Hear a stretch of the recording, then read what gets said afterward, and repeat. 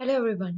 Today we are going to learn Project Management and Entrepreneurship KHU 702, KHU 802, Unit 1 Entrepreneurship according to the AKTU syllabus.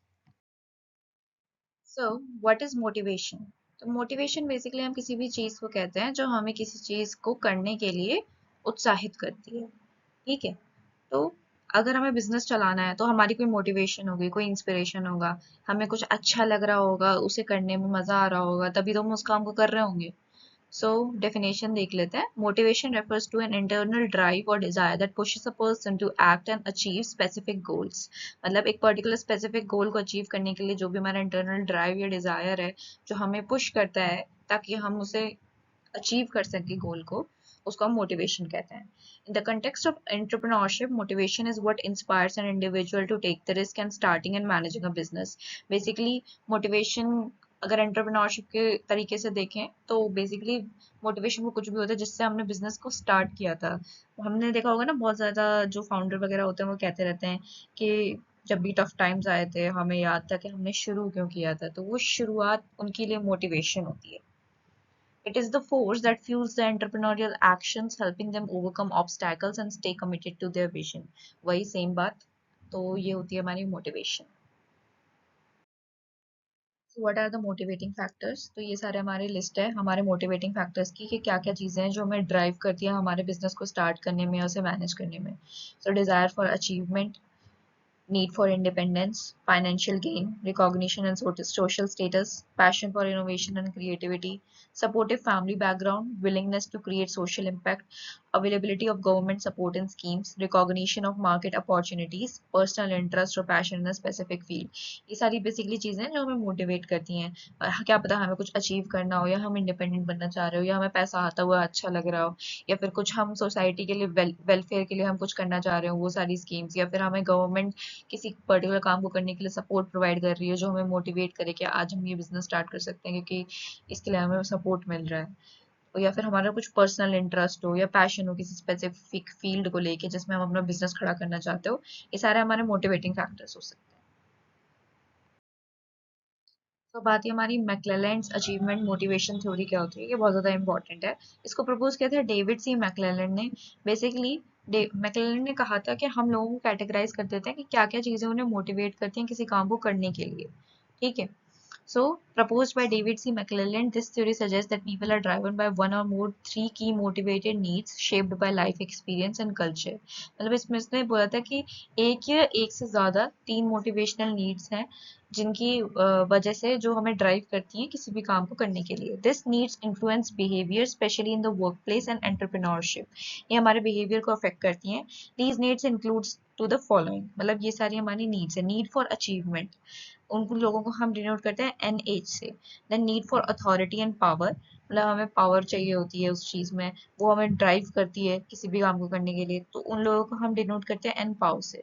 Then उसके बाद आता है हमारा need for affiliation, किसी भी चीज़ से कनेक्ट रहना, लोगों से बात करना, वो सब उसमें आ जाता है एंड हमारे N affiliation.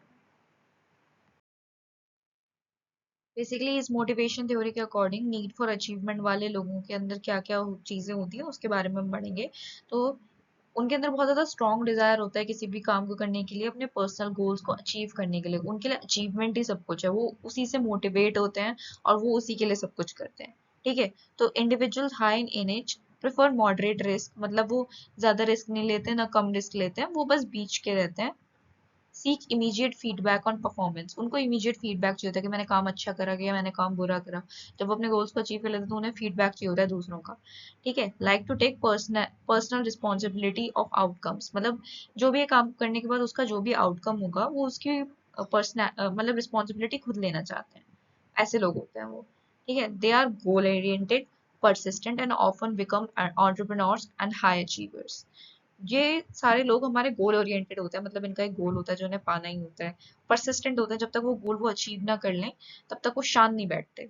And often become entrepreneurs और हाई अचीवर, और ऐसे लोग ज्यादातर एंटरप्रेन्योर बनते हैं या फिर वो बहुत ज्यादा हाईली अचीवेबल थिंग्स करते हैं। पढ़ते हैं हम अथॉरिटी और पावर ड्राइवन लोगों के बारे में। तो बेसिकली दूसरों को कंट्रोल करना या फिर उनको इन्फ्लुएंस करना या उनको लीड करना या उनको गाइड करना, वो सब आता है हमारा इस वाले पार्ट में। तो ये वाले जो इंडिविजुअल होते हैं, इनको क्या होता है, इनको बॉस बनना है। ठीक है, कि हम सब जो कमांड करेंगे, हमारी कमांड पर दूसरे लोग चलें। ये ज्यादातर दूसरों की कमांड जितना अच्छे से नहीं लेते, उतना अच्छा दूसरों को कमांड करना जानते हैं। ठीक है, तो they enjoy status, prestige and authority. उनको अपना स्टेटस बहुत पसंद होता है, अपनी प्रेस्टाइज बहुत पसंद होती है, दूसरों के ऊपर अथॉरिटी रखना उन्हें बहुत पसंद होता है, और वो उन्हें मोटिवेट करता है किसी काम को करने के लिए। want to have an impact on others, वो दूसरों के ऊपर एक इम्पैक्ट डालना चाहते हैं, एक इम्प्रेशन छोड़ना चाहते हैं, अपनी पहचान छापना चाहते हैं उनके ऊपर। they often become leaders, managers और political figures। तो ये सारे लोग हमारे या तो अच्छे लीडर्स बन सकते हैं, या मैनेजर बन सकते हैं, या पॉलिटिकल फिगर्स होते हैं ज्यादातर। then can be personal power seekers for self gain और institutional power seeker for organizational goals। ये हमारे दो टाइप्स में हो सकते हैं, या तो पर्सनल पावर सीकर मतलब अपने गोल्स को करने, जो अपने गोल्स पे ध्यान देते हैं, या इंस्टीट्यूशनल पावर स्पीकर्स होते हैं जो ऑर्गेनाइजेशन के गोल्स को अचीव करने के लिए हमारा काम करते हैं। तो ये लोग इस कैटेगरी में आते हैं। फिर आते हैं वो वाले लोग जिनके अंदर नीड होती है अफिलिएशन को लेके। अब अफिलिएशन क्या होता है? अफिलिएशन बेसिकली बॉन्डिंग होता है दूसरों के साथ, कनेक्शंस बनाना, उनसे बात बात करना, और वो लोग जब आपको पसंद करे तो आपको अच्छा लगता है। जब आपको बहुत ज्यादा लोग पसंद करते हैं तो आपको अच्छा लगता है ना, वो उस चीज से मोटिवेट होकर कोई काम करते हैं। ठीक है, तो इंडिविजुअल्स हाई इन NF prefer cooperative situations over competition. उनको कंपटीशन इतना नहीं पसंद होता, इतना कोऑपरेटिव सिचुएशंस पसंद होती हैं। इसका मतलब है कि वो दूसरों के साथ साथ काम कर लेंगे, लेकिन दूसरों के साथ लड़ भिड़ के काम करना उन्हें पसंद नहीं होता। Avoid conflicts and seek social approval. उनको बार बार दूसरों का अप्रूवल चाहिए होता है कि ये एक्सेप्टेबल है या नहीं, मैं जो कर रहा हूँ वो सही है ना, मैं गलत तो नहीं कर रहा। वो वाले लोग होते हैं ना कि लाइक करो मेरे काम को, वो वाले लोग इसमें आते हैं। Then thrive in people oriented roles like HR, customer service और टीचिंग। ये बेसिकली ये वाले जो लोग होते हैं, ये सारे रिलेशंस के काम में हेल्प करते हैं। जैसे कि हो गया हमारा एचआर, ह्यूमन रिसोर्सेज के डिपार्टमेंट में हमारे एम्प्लॉयज के साथ रिलेशंस अच्छे रखने के लिए ऐसे लोगों की बहुत ज्यादा जरूरत होती है। देन कस्टमर सर्विस हो गया, कस्टमर्स के साथ अच्छे रिलेशंस रखने के लिए ऐसे लोगों की बहुत जरूरत होती है। देन टीचिंग में दूसरों को पढ़ाने के लिए भी, क्योंकि हमें पीपल प्लीजर बनना होता है थोड़ा, ये उस कैटेगरी में। Then comes our intrapreneur. Intrapreneur क्या होता है? अब इंट्राप्रेन्योर बेसिकली हमारा एक ऐसा एम्प्लॉय होता है जो हमारी कंपनी के अंदर एक और अपनी कंपनी खोल दे और उसको मैनेज करने लगे। ठीक है, an intrapreneur is an employee within the company who behaves like an entrepreneur. They take initiative to innovate, develop new ideas, or drive projects, but within the framework and resources of the organization they work for. तो basically एक particular organization है जिसके अंदर हमने दूसरी organization start कर दी और एक individual अब उस organization को head कर रहा है। ठीक है, मतलब organization के अंदर अब एक organization बन गई है जिसको एक इंसान head कर रहा है, तो उसको हम कहेंगे एक इंट्राप्रेन्योर। तो की फीचर क्या होते हैं एंटरप्रेन्योर के? इनोवेटिव माइंडसेट होता है, मतलब उनके अंदर भी इनोवेशन होगी कि उन्होंने कंपनी के अंदर से कंपनी बना दी, तो कुछ तो यूनिक होगा उनके अंदर। देन टेक्स ओनरशिप, मतलब वो अपने काम की ओनरशिप लेते हैं। ठीक है, बिजनेस के अंदर अपना जो बिजनेस है उसको हैंडल करना, वो उस काम को अच्छे से देखते हैं। देन रिस्क टेकर, वो रिस्क लेते हैं, थोड़ा बहुत ही सही पर रिस्क लेते हैं। ठीक है, हालांकि उनका रिस्क इतना नहीं होता जितना एक एंटरप्रेन्योर का होता है, क्योंकि उसने स्क्रैच से स्टार्ट किया है और उसने एक ऑलरेडी बनी हुई ऑर्गेनाइजेशन के अंदर से अपना बिजनेस स्टार्ट किया है। ठीक है, और की फीचर्स में आ जाता है हमारा ड्राइव्स चेंज, मतलब वो एक चेंज लेकर आते हैं हमारे एनवायरनमेंट के अंदर, इंटरनल ट्रांसफॉर्मेशन लेकर आते हैं। ठीक है, what are the critical elements in an entrepreneurial environment? तो ये सारे हमारे क्रिटिकल एलिमेंट्स हैं हमारे एंटरप्रेन्योरियल एनवायरनमेंट के अंदर जो होने चाहिए।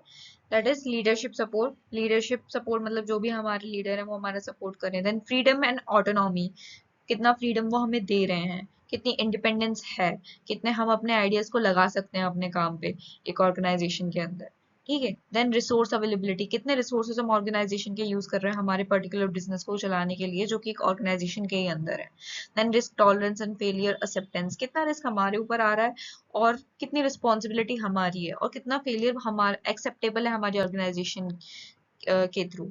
देन इंसेंटिव्स एंड रिकॉग्निशन, हमें कितना पैसा मिलता है उस काम का, या हमें कितना रिकॉग्निशन मिलता है, हमें हमारी पोजीशन कितनी ज्यादा रिस्पेक्टेबल है, वो सब इसके अंदर आता है।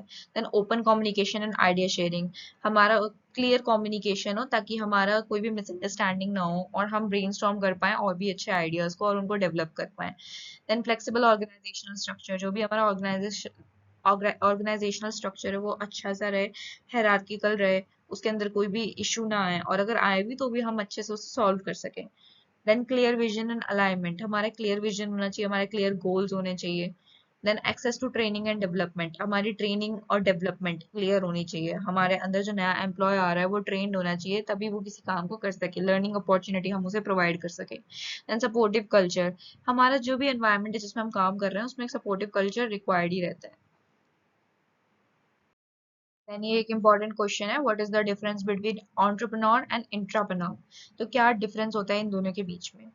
तो डेफिनेशन देख लेते हैं, starts and owns a new business और वेंचर इंडिपेंडेंटली, जो एंटरप्रेन्योर होता है हमारा, वो स्टार्ट करता है या मैनेज करता है अपने बिजनेस को इंडिपेंडेंटली, उसकी कोई बैकिंग नहीं होती, वो सोलली रिस्पॉन्सिबल है अपने एक्शंस के लिए, और वो बिल्कुल स्क्रैच से स्टार्ट करता है नया बिजनेस। ठीक है। इंट्राप्रेन्योर क्या होता है कि वो इनोवेशन निकालता है, मतलब एक एग्जिस्टिंग ऑर्गेनाइजेशन है, एक काम ऑलरेडी चल रहा है, उसके अंदर से वो अपना उसको गैप दिखा और उसने उससे अपना बिजनेस बना लिया, उसको हम कहते हैं इंट्राप्रेन्योर। ठीक है।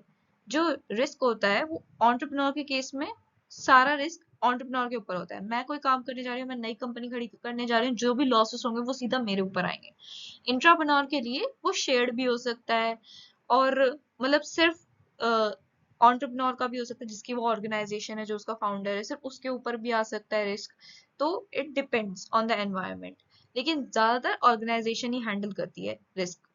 देन रिसोर्सेज, जो एंटरप्रेन्योर होता है वो अपने खुद के कैपिटल, टीम, इंफ्रास्ट्रक्चर ये सब अरेंज करता है, लेकिन जो एंटरप्रेन्योर होता है उसके लिए ऑलरेडी कंपनी में पहुंच है, बात बात है, वो उसके प्रोवाइडेड रिसोर्सेज का यूज करके अपना बिजनेस चलाता है। देन ओनरशिप हमारी खुद की होती है, जितने भी प्रॉफिट या लॉस है वो एंटरप्रेन्योर में खुद के होते हैं, और इंटरप्रेन्योर में वो शेयर्ड होते हैं कंपनी के साथ, हमें कुछ इंसेंटिव मिल भी रहे होते हैं, क्या पता हमें सैलरी मिल रही हो। ठीक है। तो फिर वो शेयर्ड होते हैं। देन फ्रीडम, हम जब हम एंटरप्रेन्योर हैं तो हमारे पास फुल कस्टडी है कि हमें क्या चेंज लेकर आना है, क्या नहीं लेकर आना है। तो तुम कह सकते हो कि ये बेसिकली ऐसा हो गया कि एक बॉस लेवल पे बैठा है और एक मैनेजर लेवल पे बैठा है, और जो मैनेजर लेवल पे बैठा है वो एक पर्टिकुलर काम को मैनेज कर रहा है। ठीक है। तो ये डिफरेंस होता है दोनों के बीच। जो मोटिवेशन होती है वो पर्सनल विजन और प्रॉफिट या इंडिपेंडेंस से ड्राइवन होती है एंटरप्रेन्योर के अंदर, लेकिन जो एंटरप्रेन्योर के अंदर होता है वो पैशन, या फिर हमें ग्रोथ चाहिए होती है कंपनी की, और अच्छे से काम करना होता है उस चीज के लिए चाहिए होती है। देन अकाउंटेबिलिटी, जो एंटरप्रेन्योर है वो अकाउंटेबल है अपने खुद के एक्शंस के लिए। ठीक है। अपने इन्वेस्टर्स के एक्शंस के लिए, दूसरों के लिए नहीं। लेकिन जो इंट्राप्रेन्योर है वो सारा के सारा उसकी अकाउंटेबिलिटी कंपनी ले रही होती है। ठीक है। Then what are the examples, तो इलॉन मस्क हो गया जिसने टेस्ला और स्पेसएक्स बनाया है, सब जानते हैं इलॉन मस्क को, तो वो एंटरप्रेन्योर का एग्जांपल है। और केन कुतरागी, जिन्होंने हमारा प्ले स्टेशन बनाया है सोनी के अंदर, वो एक इंट्राप्रेन्योर है। तो बेसिकली इस इंट्राप्रेन्योर में तुम समझ सकते हो कि सोनी एक बहुत बड़ी ऑर्गेनाइजेशन है, उस कंपनी के अंदर एक बहुत छोटा सा डिवीजन है प्ले स्टेशन का, जिसको हेड कर रहा है केन कुतरागी। ठीक है।